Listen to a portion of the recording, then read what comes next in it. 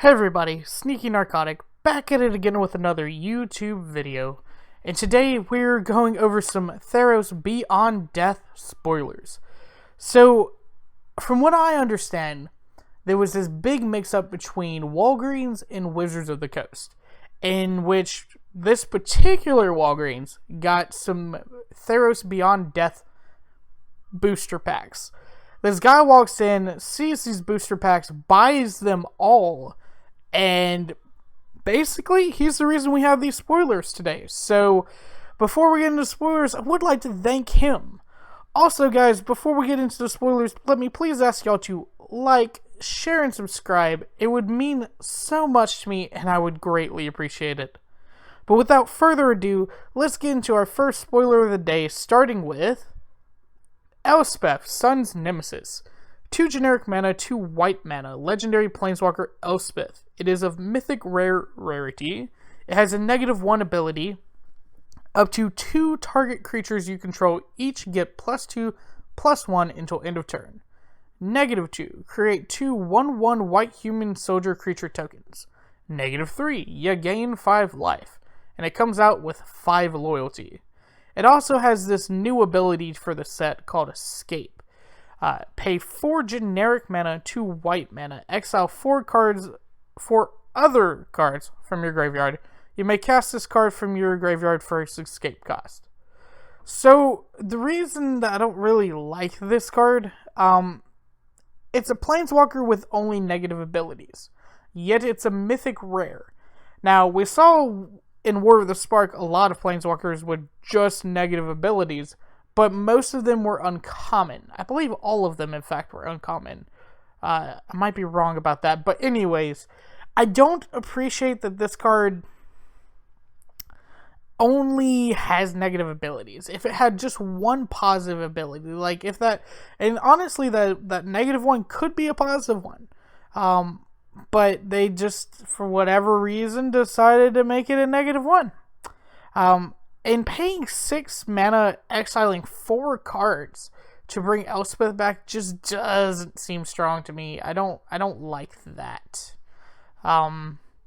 Especially because the only thing it really can do is, I wouldn't really use the -1. I'd use the -2 because obviously it's a planeswalker that, can defend itself. That's the number one thing planeswalkers are graded on. Can it defend itself? Can it create you a board state of any sort?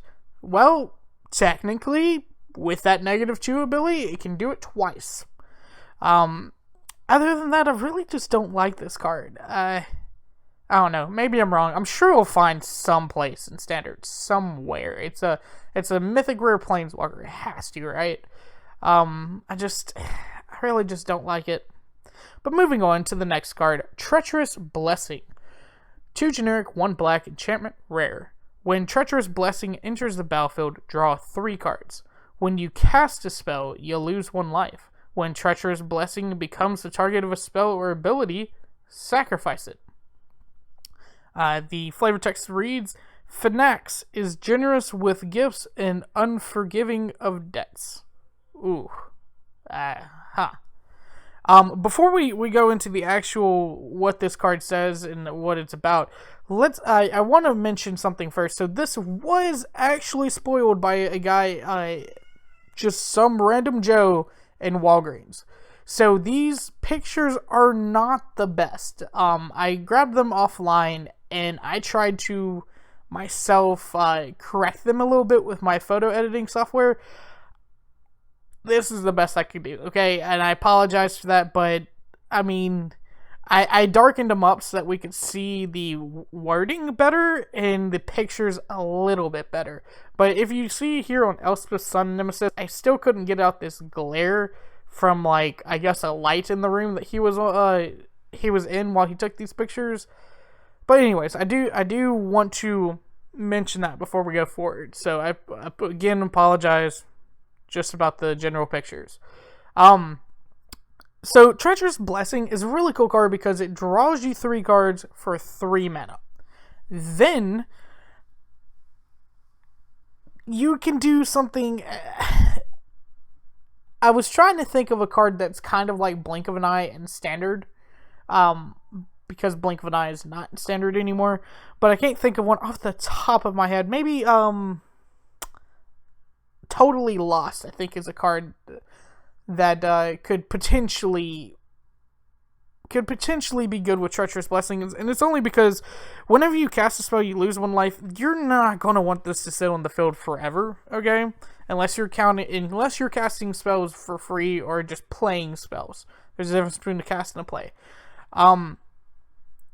So you're going to want to try to get rid of this card as quickly as you can, and the best way to do that is when Treacherous Blessing becomes the target of a spell or abilities, sacrifice it.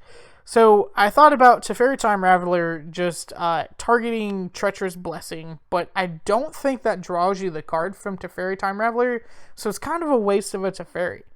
So really Totally Lost, which I can't even think of the card off the top of my head. Like, I believe it says return target non-land permanent and draw you a card for 4 mana, but I'm not sure off the top of my head. But I think Runaway Together might be, if it doesn't just target creatures, it might be also a good thing for Treacherous Blessing. But I digress. Let's go to the next card.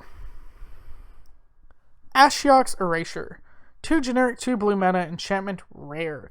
Flash. When Ashiok's Erasure enters the battlefield, exile target spell.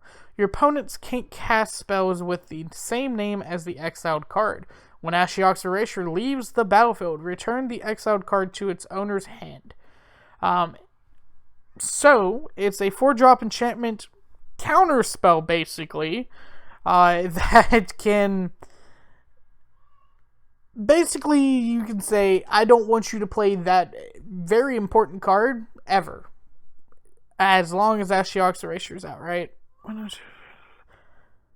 Yeah. Can't cast spells with the same name. Your opponents can... Yeah. Anyways, the first thing I thought about with this was, in Standard right now, we have something kind of similar. Sorceress Spyglass, which allows you to basically name a card, and they can't activate the abilities from that card. Source with the chosen name can't be activated unless they're meta abilities. Yeah. So that's the first thing that really came to mind, is some weird, janky, I guess you can necessarily call it a control, but basically, you can't play your deck. Sorcerer Spyglass turns off Planeswalkers, even though they can cast them and put them out. The Planeswalkers are just basically a dead enchantment at that point in time. Or I guess not even an enchantment, because you can still swing at them. Ashiok's Erasure can just turn off a creature. I think there's one other card. I don't remember the name of it right now, but I do believe it's in Dimir, and I think it's like Mnemonic Demise or something like that, and it lets you exile one card with the same name from... Exile all cards with the same name from hand, graveyard, and library, but I'm not sure if it's called Mnemonic Demise. Anyways, that's the first thing that came to mind with Ashiok's Erasure. It isn't the first time I've seen an enchantment that actually counters a spell. I haven't been playing Magic too long, but I don't remember ever seeing an enchantment that counters a spell, so that's pretty neat, I gotta say. Plus I love the artwork. Ashiok actually stealing dreams there, or nightmares, or just, that's super cool. But anyways, the Akroan War, 3 generic, 1 red, and it is a saga. So sagas are from Dominaria, but they're bringing it back in this set, which makes sense because Theros has a big theme around enchantments, if you haven't guessed already. So a saga says this: as this saga enters, and after your draw step, add a lore counter, sacrifice it after the 3rd saga. So when the Akroan War comes out, you go to Saga 1. Gain control of target creature for as long as the Akroan War remains on the battlefield. That's pretty sweet. You gain control of a creature for 3 turns. 3 turns. Saga 2. Until your next turn, creatures your opponents control attack each combat if able. That's pretty sweet because you can basically set up some bad trades I wouldn't suggest putting this out unless you're giving bad trades. But even then, Saga 3, each tapped creature deals damage to itself equal to its power. So, a lot of creatures in Standard, I won't say all, I won't say it's rare to not see this, but a lot of creatures will kill themselves if they deal the same amount of power, same amount of damage from their power to their toughness. And that's pretty good. Like, I can think of one off the top of my head that this just would be insane for. That's Questing Beast. A lot of times, Questing Beast, Hydras have equal power and toughness. I believe a lot of vampires, but I might be wrong about that. So just a lot of cards off the top of my head will kill themselves by dealing the same amount of damage. So that is pretty good. You might even get a board clear off of this. Now, mainly when I looked at this card, I looked at Saga 2. And so I thought of Revenge of Ravens and Settle the Wreckage. Now, Settle the Wreckage is not in Standard. This would be more for a Pioneer, Commander, Legacy type of deal. But Revenge of Ravens is. So, whenever a creature attacks you or a planeswalker you control, that creature's controller loses 1 life, and you gain 1 life. If you have a stack of Revenge of Ravens, this just keeps adding up, and that is pretty good. Settle the Wreckage. Basically, you know, I know I said you can board clear off of the 3rd saga there, but basically exiling them, not letting them go to the graveyard off of Saga 2 is insane. So I do appreciate that whole synergy there. Dalakos, Crafter of Wonders. 1 generic, 1 blue, 1 red mana. Legendary creature, Merfolk Artificer. That is a very interesting creature type there. It is a rare. Tap it, add 2 generic mana. Spend this mana only to cast artifact spells or activate abilities of artifacts. Equipped creatures you control have flying and haste. His imagination soars from the depths of the sea to the heights of the heavens, and it is a 2/4 for 3 mana. So that's actually not a bad body, especially for a kind of mana dork. I do want to mention that those aren't just generic mana, they are waste, if that ever matters. I knew it mattered back with Eldrazi, but anyways. So, spend this mana only to cast artifact spells or activate abilities of artifacts. So, first thought first.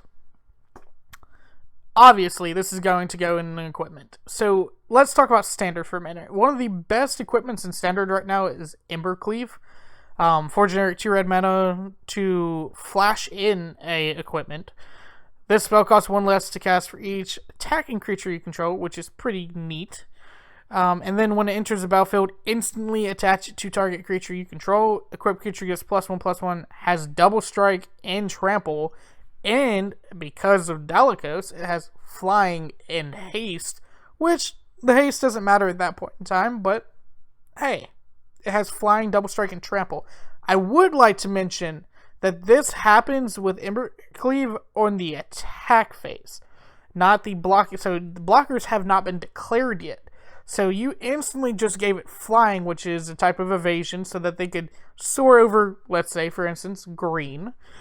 And trample, double strike, that's just ridiculous to me. Ridiculous. The other thing this goes really well with, when in Commander anyways, one of the best cycles in Commander I think anybody would agree with, the swords. The swords of Body and Mind, War and Peace, I can't think of any of the others off the top of my head, but you know what I'm talking about. These dual-ended swords.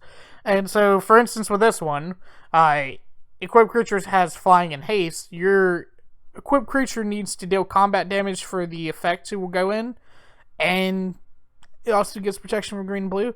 That's not bad, because the equip cost, look at that, for swords, or at least this particular sword, is 2 generic mana, and guess what you get from Dalakos? 2 generic mana, so that's pretty good, I gotta say. Pretty good.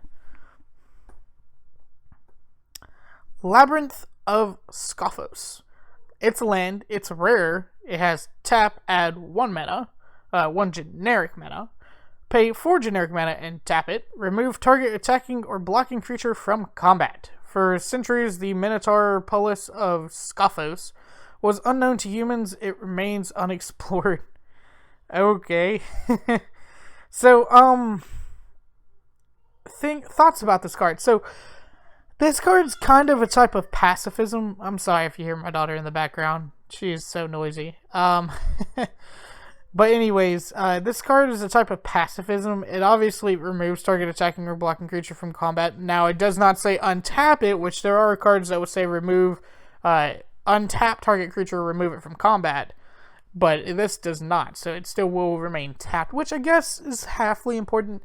It is 5 mana to remove target attacking or blocking creature from combat, so that's kind of a lot of mana to pay for that. But it could help you in the long run, I guess. So I don't really know how to feel about this card. I feel like it's stronger in Commander than it is in Standard, but I don't know. Alirios, Enraptured.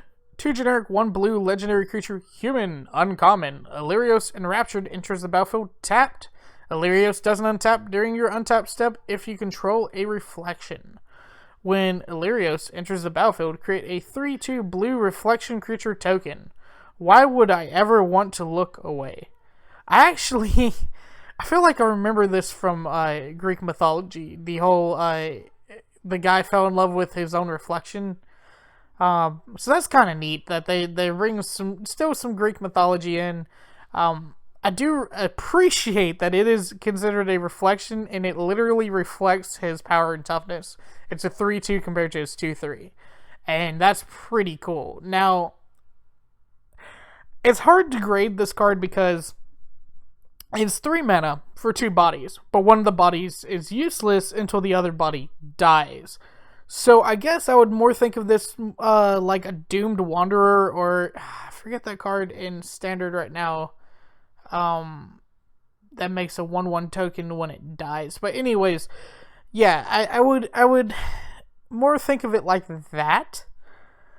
The token's not that great either, so I don't know. I mean, it's a 3/2 token, and a lot of cards have power or have toughness 3 or less, so it still could kill something before it dies. But I'll have to see how this goes in Standard. I really will. Phalanx Tactics. 1 generic, 1 white mana. Instant uncommon. Target creature you control gets +2/+1 until end of turn. Each other creature you control gets +1/+1 until end of turn. Every soldier has a place to stand and a role to play. So, there's going to be a couple cards like this, or cards that I'm going to talk about Feather the Redeemed today. Yes, Feather loves Theros, because this card is really good for the Feather the Redeemed deck. It's literally a card that can be reoccurred by Feather, but that affects all your creatures, and that's pretty good. Now, the other thing I was thinking about doing with Theros coming out is going into Naya with Feather. So basically a Feather Naya deck, which I made a Feather Naya deck recently once Season of Growth came out in M20. It was a little grindy, but I feel like Feather is about to get those cards that it needs to be back into Standard and actually be really, really good. So, Medomai's Prophecy. 1 generic, 1 blue mana. It's a saga. So, saga number 1 comes down on turn 2. Scry 2. Turn 3. Saga number 2. Choose a card name. Turn 4. Saga number 3. Whenever you cast a spell with the chosen name for the first time this turn, draw 2 cards. And saga number 4. Look at the top card of each player's library. So, this card is actually... It's really good because it's basically a card you can put down early in the game that will support your deck for 4 turns. It really will. So let's go with the first thought, Dance of the Ments. I really think Dance of the Ments is going to get a lot of support because Theros is all about enchantments, and because Dance of the Ments can Return non-aura enchantment cards. When converted, mana cost extra less. From graveyard to the battlefield, they become 4/4 creatures. Medomai's Prophecy becoming a 4/4 creature would be insane to me. That would be insane to me. But it would still get to scry to you. You'd still get to still get to do all that. It would be a turn. It would be a 4/4 creature for like 4 turns and then die. So that's another thing to think about with these, with the Dance of the Mets and with the Sagas. Now, the other thing that I think a lot of people should pay attention to is there is a support card for enchantments right now in Standard.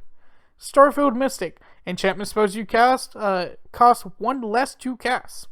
Whenever an enchantment you control is put into a graveyard from the battlefield, put a +1/+1 counter on Starfield Mystic.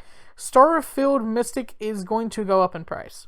Hands down. I am not like a stock marketist for Wizards of the Coast or Magic the Gathering products, but I want y'all to know, with Sagas being here, they do both parts. They're cheaper because of Starfield Mystic, and they give him a +1/+1 counter because they eventually leave the battlefield on their own. That is pretty good. So, another thing I wanted to mention about Medomai's Prophecy is that choose a card name. That's pretty good, but the other thing with choose a card name is it basically says what card you're about to play on turn 3. So it gives your opponents a prophecy. But in Commander and in Brawl, this card would be pretty good because you can just choose a card name. My card is my Commander. I will be playing my Commander next turn. That gives them no information from your hand, and then you draw 2 cards for playing your Commander. Who wouldn't want that? You know? Who wouldn't want that? So, just some food for thought. THrenody Singer.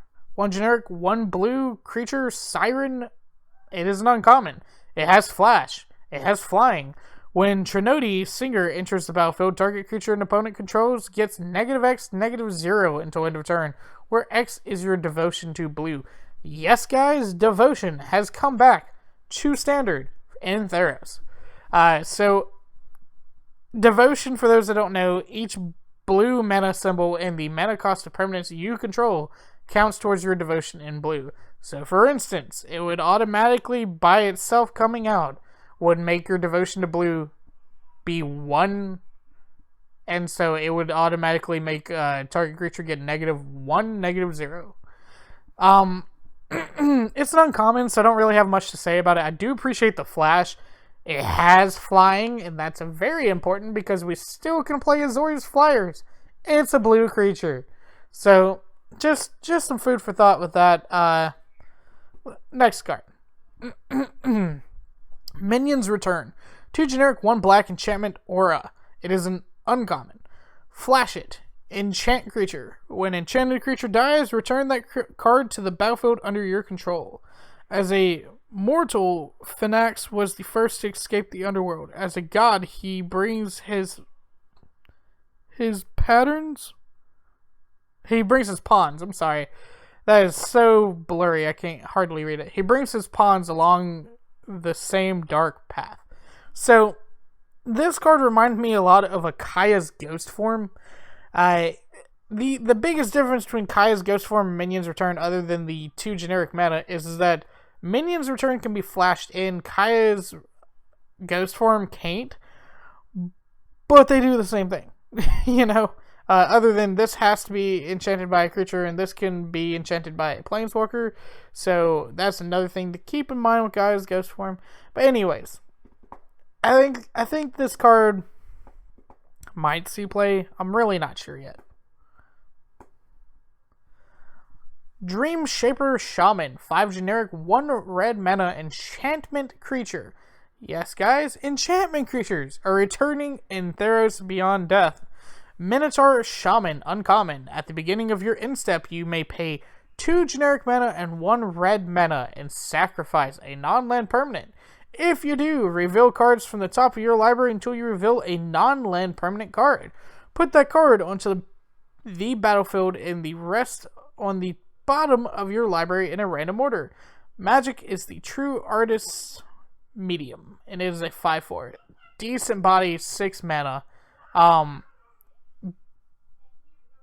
Basically, you can sacrifice crap things for 3 mana and make them possibly better.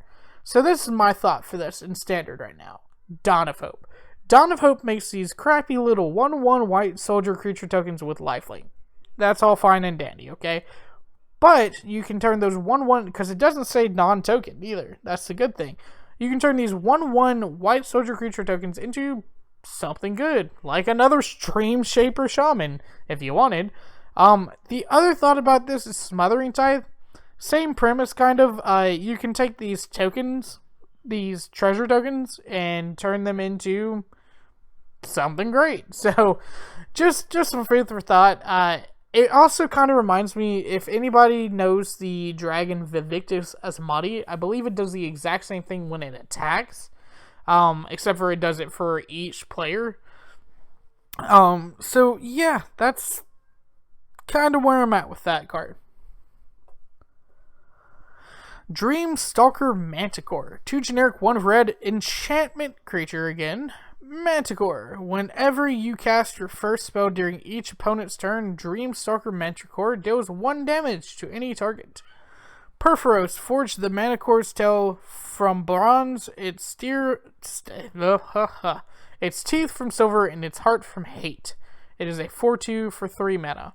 Now, something to mention with those enchantment creatures, I mentioned Starfield Mystic a little earlier, right there.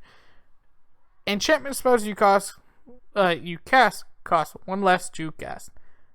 Keep that in mind for those enchantment creatures, because that also makes your enchantment creatures cheaper, a lot cheaper, if you have a lot of Starfield Mystics.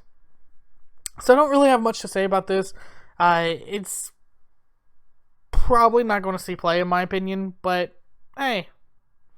Furious Rise. I believe it's an uncommon, which is kind of weird to me. But anyways, 2 generic, 1 red, enchantment, uncommon. At the beginning of your end step, if you control a creature with power 4 or greater, exile the top card of your library. You may play that card until you exile another card with Furious Rise. Clothis set out to mend the destiny of Theros, her fury guiding every stitch. So, the thing to mention with Furious Rise is that Furious Rise, because of that, until you exile another card with Furious Rise, Furious Rise is not that great. Because, yes, you get to basically draw an extra card at the end of your turn, but if you have multiple Furious Rises out, you're going to start exiling your deck, like, religiously, and that's pretty bad in my opinion. But I do think it'll see play somewhere, maybe as a 2 of, maybe as even a 3 of, maybe, but I think it will not see play as a 4 of. It's just kind of bad to have multiple copies of it out at the same time. Heroes of the Revel. 4 generic, 1 red, creature Satyr Soldiers. It is a uncommon. When Hero of the Revel enters the battlefield, create a 1/1 red Satyr creature token with this creature can't block. Whenever you cast a spell that targets Heroes of the Revel, creatures you control get +1/+0 until end of turn. Brashness is close enough to bravery, and it is a 4/4. So, again, second thought, Feather the Redeemed. The first thought was that it kind of reminds me of Heroic, because, which was also, I don't think the card behind Feather is from Theros, but it was a theme once upon a time in Theros. Heroic, basically, you target this creature and it does something. And so this is definitely one of those, you target this creature, it does something. And I like it. I like it a lot. It's kind of expensive. That's the only other thing about it. It's kind of expensive, so I don't know about actually playing it. But I do like the whole idea that Heroic might come back with other cards. Chainweb Aracnir. It is 1 green mana creature spider. It is a uncommon. It has reach. It's a 1/2. When Chainweb Aracnir enters the battlefield, it deals damage equal to its power to target creature with flying an opponent controls. It has Escape. Pay 3 generic, 2 green mana, exile 4 other cards from your graveyard. You may cast this card from your graveyard for its escape cost. Chainweb Aracnir escapes with 3 +1/+1 counters on it. So, when it comes down for 1 green mana, it deals 1 damage to a flying creature, and then it's a reach with 1/2. Then, if it comes down for 5 mana, it comes down as a, what is that? 4/5. It comes out for a 4/5 and does 4 damage to a flying creature. That's actually not bad. I think this card will see play because it can do that. Probably in the sideboard if I had to guess, but this card is actually kind of neat. I like the escape on this card because then it's actually worth it. Whereas with Elspeth it was not. But no rehashing here. This card reminded me a lot of Crawl Harpooner in a way, with it coming out and dealing damage to a flying creature is pretty good.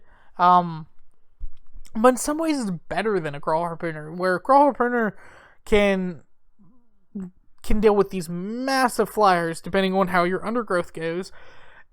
Chainweb Aracnir will only deal with a toughness of 1 or a toughness of 4 or less. So, it's a give and a take. Hydra's Growth. So this is the card kind of the day. Hydra's Growth is a 2 generic 1 green enchantment aura. It is an uncommon enchant creature. When Hydra's Growth enters the battlefield, put a +1/+1 counter on an enchanted creature. At the beginning of your upkeep, double the number of +1/+1 counters on an enchanted creature.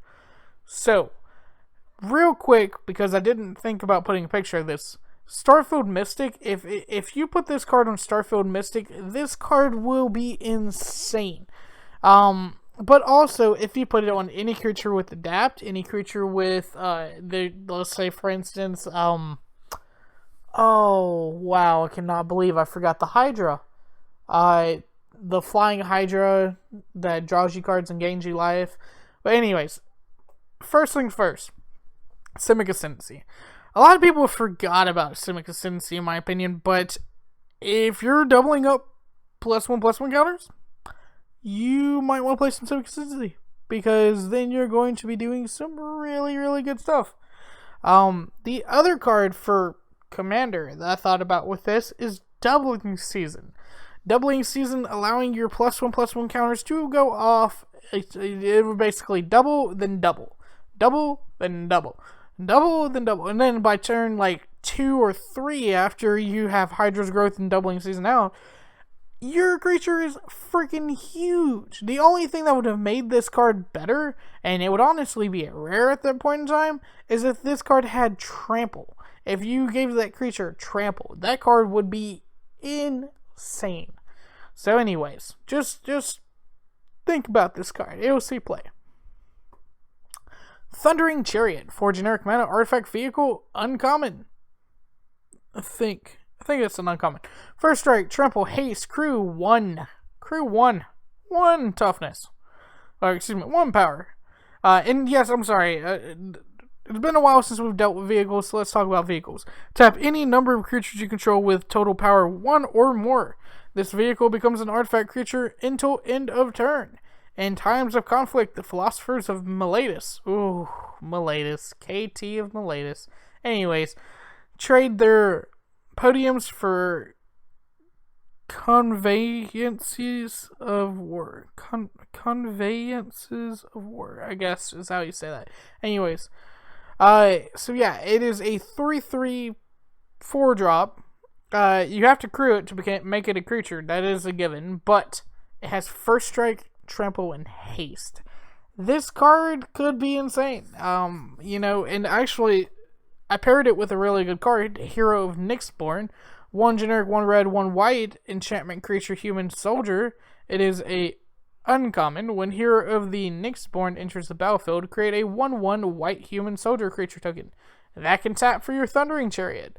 Whenever you cast a spell that targets Hero of Nyxborn, creatures you control get +1/+0 until end of turn. Again, Feather the Redeemed. Heroic deeds inspire new heroes. 2/2. So, I don't really like Hero the Nyxborn, other than it's a 3-drop, 2 bodies.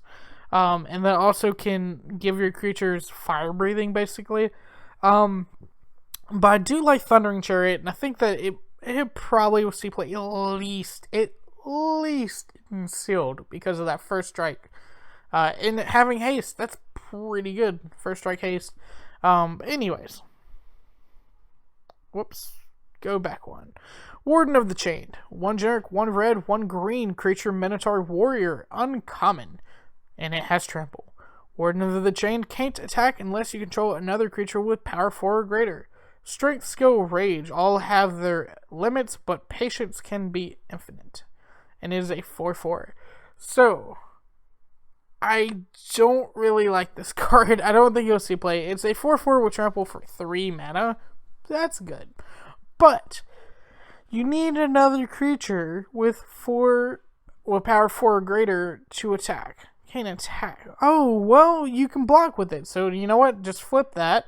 I actually like this card because it can block for 4/4 for 3 mana. Yeah, that's pretty good. Next card. I think that's Ilysian Caryatid. 1 generic, 1 green creature plant. Ooh, a plant creature? It's a common. Tap, add 1 mana of any color. If you control a creature with power 4 or greater, add 2 mana of any 1 color instead. Those who die as heroes are permitted to dwell in Elastia, a protected realm of the underworld, as tranquil and vibrant as the rest is bleak. It is a 1/1. So, sorry. This creature might end up being just super good, because if you're going to put in this 4/4, like these 2 cards next to each other, Ilysian Caryatid, turn 2. Turn 3, Warden of the Chained. You can instantly use Ilysian Caryatid at that point in time and tap it for 2 mana of 1 color. So I do think that this card will see play in some sort as a really decent mana rock. It might even see play in Commander as a decent mana rock, because you can add 2 mana instead of 1, and it's fairly cheap. So, not much of a body, but what can you expect from a peaceful realm like Elysian? This is the first card of a set I've noticed. Omen of the Sea. 1 generic, 1 blue, enchantment common. Flash it. When Omen of the Sea enters the battlefield, scry 2, then draw a card. 2 generic, 1 blue, sacrifice Omen of the Sea, scry 2. My time will come when the rising tide will surge above the tallest mountain. That's interesting. So this is Thessa, if nobody knows. I actually don't know all the gods from these omens, but I know this one. Thessa, she has no Biden. So scry 2 and draw a card for 2 mana is not bad at all. It is flashed, so basically it's an instant. And then you also get to pay 3 mana and just scry 2. Not bad. I really think this card will work really good, again, with Starfield Mystic. I cannot upsell Starfield Mystic enough, because this card will become a 1 blue mana, scry 2, and draw a card. What is that? Preordain or Brainstorm is something similar to that. So that's basically a standard Preordain or Brainstorm. I like it. I like it a lot. Omen of the Dead. 1 black mana, enchantment common, flash. When Omen of the Dead enters the battlefield, return target creature card from your graveyard to your hand. 1 black mana, instant speed. Return target creature from your graveyard to your hand. That's pretty good. 2 generic mana and black. Sacrifice Omen of the Dead. Scry 2. My time will come when life's frantic striving will fade into the boundless quiet of death.